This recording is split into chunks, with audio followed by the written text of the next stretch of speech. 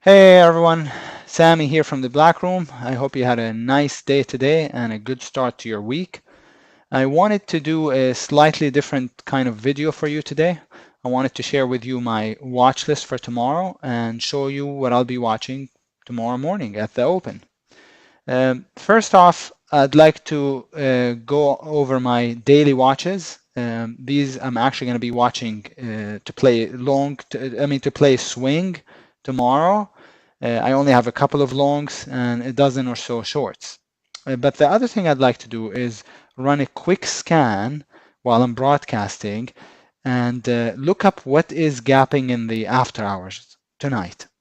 This way, if you are a day trader, then you'll be able to know what gaps I'll be watching for potential plays tomorrow morning. If you're part of the Black Room, obviously you don't need to even watch this part because I go over everything in the pre-market with you in the room. But if you happen to just be on Facebook and you're not a Black Room member, this should be beneficial. Let me know if you have any questions. I don't know if I'll see the questions tonight, but I'll check tomorrow morning. And if I see any questions, I'll certainly answer them. Let's start off first by looking at the market. The chart of the Qs is up now, the daily and the hourly. We have a pretty bullish market, and we retested the all-time highs a couple of days ago, gap down, retesting the 20 now. If the 20 holds, then I predict we go higher. If the 20 fails, then we're going to be, my prediction is we will be in a sloppy, choppy, sideways market for the foreseeable future, at least for the next few weeks, I would say. But if we can just hold tomorrow and then in the next couple of days take out the highs, then I think this is actually a good long-term entry. If we can actually take out the highs, I think this would be a really good long-term entry with a stop just under today's low. Or actually, tell you the truth, the stop would be under Friday's low, 179.84, and the entry would be above the all-time highs. So I like the SPY long. The Qs long. SPY not as much because we're far above the highs, and then even then we still have another pivot high from back in January. But I like the Qs more. If the Qs, which is the tracking ETF for the NASDAQ 100, were to go higher, the SPY will just follow suit. Okay, one often leads the other, and most of the time the Qs leads the SPY because the Qs is dominated by technology companies. It's the tracking ETF for the NASDAQ 100. If we look at the SPY weekly chart, we can see that there is a double top that actually triggered today. See this double top? Now we might be coming in, and again, if we do come in, I don't think this will be a long-term top, but rather would prove to be, if we do come in and the 20 MA on the daily chart doesn't hold, that means we will probably be in a very difficult summer, sideways with not much action probably. But we'll see, only time will tell. As far as the setups, as I said, I like a couple of longs. Check this out, TROV as a long over the base. That looks kind of good to me. I know it's a penny stock. Trust me, I don't like to trade penny stocks either. Some of you probably don't.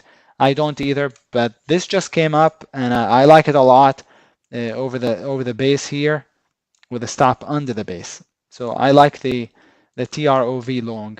I also like Zen, Z-E-N long. Let's see if okay, here's the chart. Look what happened. A couple of, last week probably, we gapped over several red bars at resistance though. We didn't clear resistance, and the stock has been going sideways at the all-time highs. What does that tell you? That tells me that the stock is absorbing the resistance or the supply, and it's only a matter of time before it breaks out. So I like the idea of playing Zen over the base with a stop under the base as in fact could be a long-term play. All right, So those are a couple of longs. I do have more longs if you're interested. For example, I have AQXP that I think looks higher. It's a small stock also over the base here, over 345, stop under it. But it's a little sloppy. And if we look at the hourly chart, it doesn't really have a good setup, right? If we look at the hourly chart, it doesn't have a base or a pullback type entry. So I don't like it as much. I'm also watching the WDR. It's got a daily buy setup. The hourly is still all out downtrending, so I don't think it's quite ready to go back up. But check this out. Look at the monthly chart. That is a beautiful transition A setup. Beautiful. And so if the daily triggers long, I'm gonna be really interested in the WDR as a long-term hold, not just a swing for a few days, but more so as a long-term hold. All right. It's also in the right sector. It's in the financials. And if we look at the XLF monthly setup, I mean, that's a beautiful monthly buy setup at minor support at the rising 20. It's good. I like the financials, banks, and the WDR is a broker, I think, or asset management, right?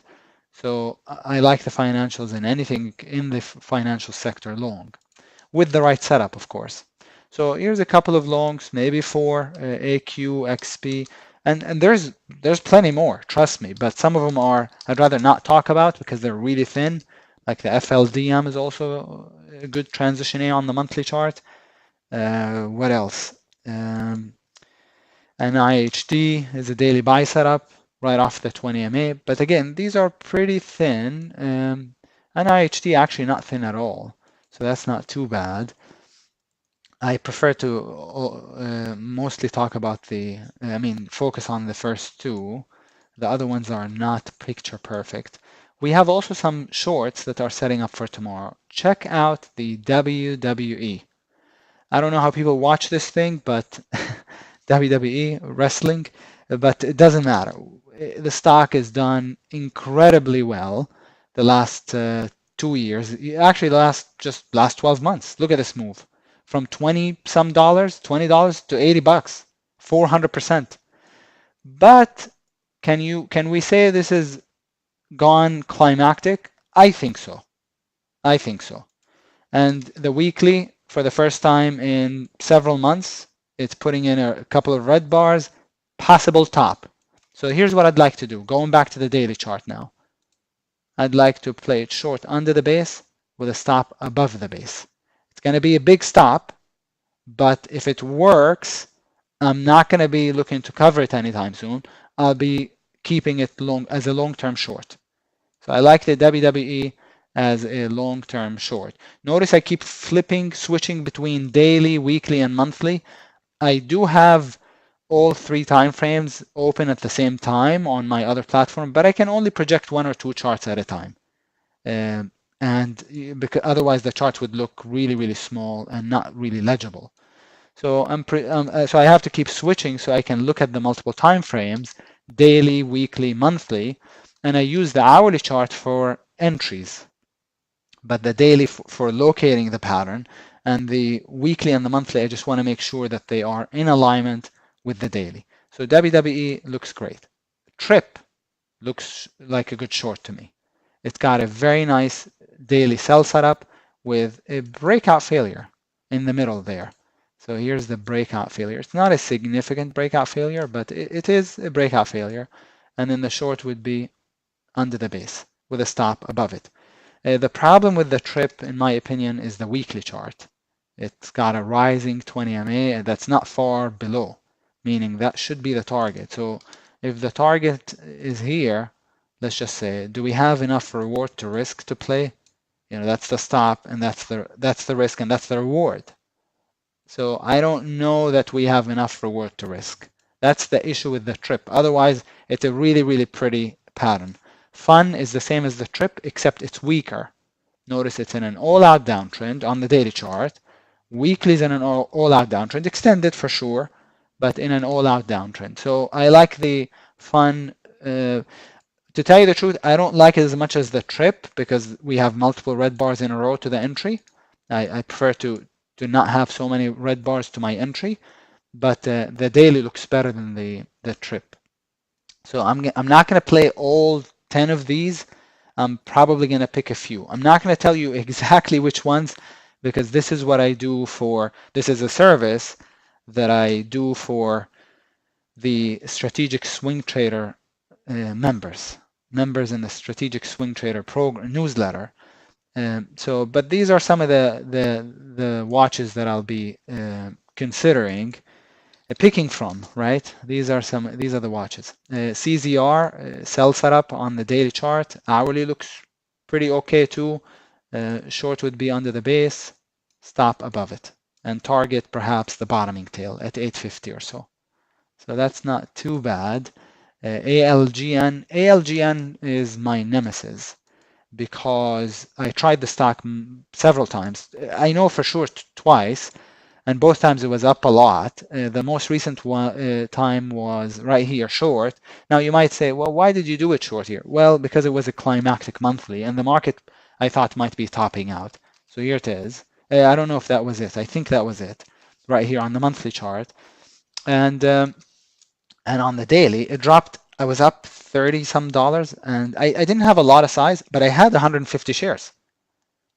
So when it dropped from 370 something, I guess 360 really, 360 to 330, I was up $30 per share, and then it didn't work. I killed it for money, but I didn't make much. And so now it looks slower again. The reason why I don't like the daily, but I like the larger time frames. Let me just go to logarithmic scaling. And okay, let's take, I mean, not logarithmic, arithmetic. I just want to show you the move that the ALGN is put in on the monthly chart.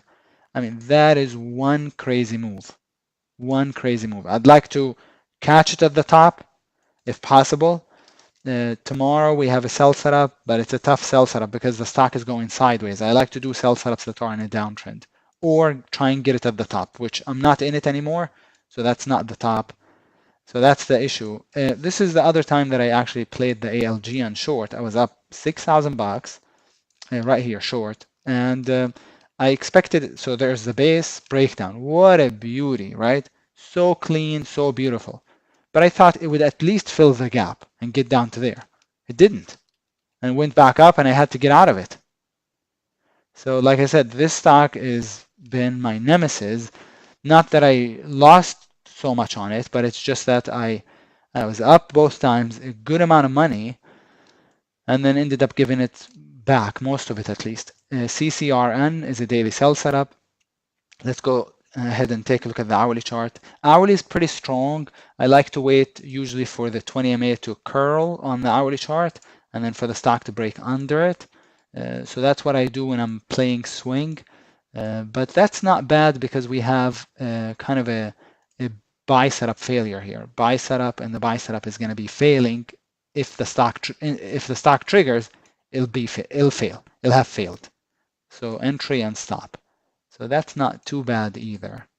CCRN as a sell setup. MCHB is a 1, 2, 3 after a professional gap down. So I like it short under the base, stop above it. Okay, that's not bad. MGLN is a daily sell setup. Pretty strong because it's basing at the highs, but I really like the daily base. If we break under it, I think this will follow through. Stop right here. I played it on the day that it gapped down in the black room as an official trade. It was a nice trade, but short, stop, and target 1. Target 2 will have to locate off the larger time frames. I haven't really looked at the larger time frames. Weekly, monthly.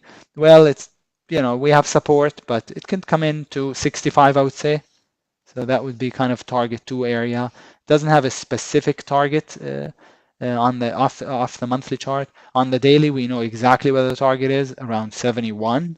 So it has about $4 or so to target 1. Redfin RDFN is got a 1, 2, 3 setup on it after a professional gap down, exactly like the MCHP. But I like the Redfin RDFN more because it's breaking the all-time lows. It's breaking to new lows, and the gap was really bearish. I just want the 20 MA on the hourly chart to catch up, and then short under it, stop above. Okay, so I like this a lot. It's just not ready for the open. This one I will not have an entry in the system for. And then UNFI is a sell setup on the daily chart, plus it'll have confirmation, meaning it'll have a green bar ignored. If we break under this bar's low, oh, I'm going to be in it. I'm going to be in it with a stop above it. Okay, so those are kind of my short watches. There is more, but I don't think they're quite ready. Like Starbucks. Starbucks on the monthly chart completely turned bearish now. We have some people might say, oh, this is a head and shoulders. It really is. But I don't like to give, this is, I don't like to give these patterns names. It's just simply a breakout failure right here. Okay, and a transition C breakdown on the monthly chart. So I like it a lot on the monthly. How about the weekly chart? It's a gorgeous sell setup. I like a lot. How about the daily? Well, it's a sell setup if we can break under yesterday's low. Not yesterday, Friday's low, under 51.20. Stop over the base. So I like a lot also, but I don't think it's ready yet. But I'm going to be watching it. So Starbucks, and then what else? Snap is also a weekly sell setup. Here's the Snap SNAP weekly sell setup. Looks lower, but the daily doesn't look ready. It needs to break $12 or be close to it before I put it on my daily watch list. And then short under it, stop right here. I'll create an alert for it so that I don't have to watch it. If it gets close to 12, the alert will go off and I'll know about it. What else? Is there anything else? Goose, I think looks good short, but I'm already in it. Goose as a short. It looks good because it's a monthly climactic sell setup. It doesn't have a great entry now on the daily chart, but downtrending hourly. The daily is now under support for the most part, so looks lower, and the monthly already triggered on the monthly chart as a short under the prior bar's low. So that looks good. When a stock moves up this much and it goes parabolic, vertical like this, with the volume, that is indicative of a top. Okay, sometimes the top is temporary and the stock eventually goes higher, and sometimes it falls apart. Okay, look at the TSRO. But they don't have to fall apart this much. Look at the TSRO from $200 to 27. Look at the, what else? SEDG right now is in too. But I have, look at this move, right? Look at the move. Amazing.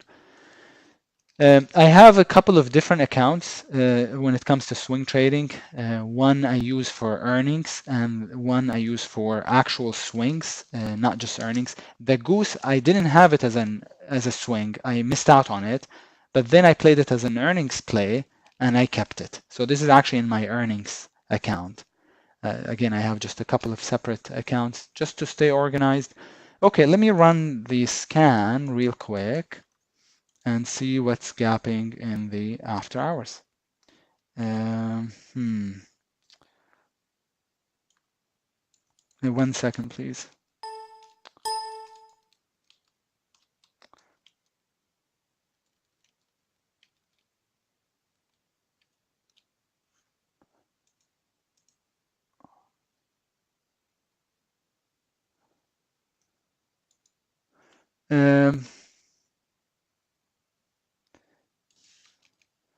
So I'm just reviewing the gaps. Here's what I got so far. Here's what I got. Where? Here. I'll just post them right here. And let's get rid of I'll just create a line. Okay, so here's what I got, but I don't know if they're real gaps or not. AXAS is gapping up. Yes, it is, to 220 right here in the after hours. That's not good enough because it's not clearing you need typically to clear at least yesterday's low. So when you're looking at a gap, the stock needs to at least gap above yesterday's low. This bar's low, right? This is today's bar, is going to be, when we look at it tomorrow morning, that's going to be yesterday's bar. So we usually need to clear the high. Why? Because it's a pivot. That's resistance. See this on the hourly chart? So we need to clear it, and that's not clearing over big red bar, so that's good. We just need to clear it. So I don't think I'm going to play this one unless, again, we end up clearing 227. Then I like it higher, not for long, but just, I mean, not for much, but just to 240 or so. CSIQ is reported earnings and is gapping up to $14. Not enough either. Remember, I just said we need to clear at least at a bare minimum the prior day's high.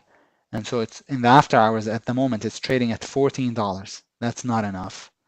HPR, take a look. It's gapping up to $5. Okay, it's a very, very weak stock. Hasn't cleared resistance, any resistance really. It needs to clear 513. If it clears 513, then it has the potential to move up to about 550, 548. But it needs to clear. So far, none of these gaps are good. Oh, VERI, I'm actually in, and this is a play for the strategic swing trader members as a swing, VERI. Let me log in. Let me log into my earnings account real quick. 1 second, please. And then it is gapping down. Wow, it's gapping down to 11.85 at the moment, or 11.80. 1 second. Okay, let's see. It's coming up. Okay, I got it. So here we go. See, I got the VERI. Oh, it looks like VIPS is also gapping down. That's pretty good. Those are my swing plays, earnings plays. But I also have the goose in the earnings account. But look, that's pretty nice. And how much do I have in each? Just $10,000 basically. This was 10,000, but because it says market value is 7,200, that's because it's down in the after hours. But I put about 10,000. As of last week, I was doing $20,000 per play, but right now we're towards the very, very tail end of earnings season, so mostly thin stocks, and I don't really, so I don't want to do too big a size. So those are my plays. So the VERI is gapping down to 1175. Looks great with one little big exception, I guess. Let me take a look. Actually, it's not bad. I was going to say it's too big. It would have been far better at 14-ish for day trading. But we also have this support, and it's clearing it, so that's not too big. This is going to be a top watch for tomorrow morning. Hopefully, it'll be playable because it's thin. If I recall correctly, this is really thin. With this big spike in volume, it only did 500,000 shares today, 551. So the VERI switch is gapping down to 1108. Looks good too, but it's a little big. The perfect gap is the one that gaps just under support or right to the bottom, so that in the morning it ends up breaking support. So I like it short, but it's a little big. It's gapping to $11. So hopefully on a rally and a sell setup. And then another short, and I'm in it too. VIPS, just all out bearish, gapping down to 820. I really like the shorts tomorrow. So here's 3 shorts. Luckily, I'm in 2 of them in my earnings account. These were earnings plays for tonight. So I'm glad they're gapping. I don't usually check my earnings plays until the morning, but I figured out a way to more or less pick which ones are going to gap which direction. Sometimes, obviously, I don't always get it right, but I get it more right than wrong. So we'll see. But again, the shorts I like a lot. The size is a little big, too big. It's not just under support. They're all well below support. But these 3 are going to be top watches for me tomorrow morning. We'll see where they open at. But again, I hope you enjoyed today's video. It was a little different. I tried to broadcast it live to Facebook, but for some reason there was some issue, and I had to record it on my system first, and now I'm going to upload it. So hope you enjoy tonight's video. I'll talk to you guys tomorrow. If you're in the black room, see you there bright and early at 9 o'clock. Good night, everybody.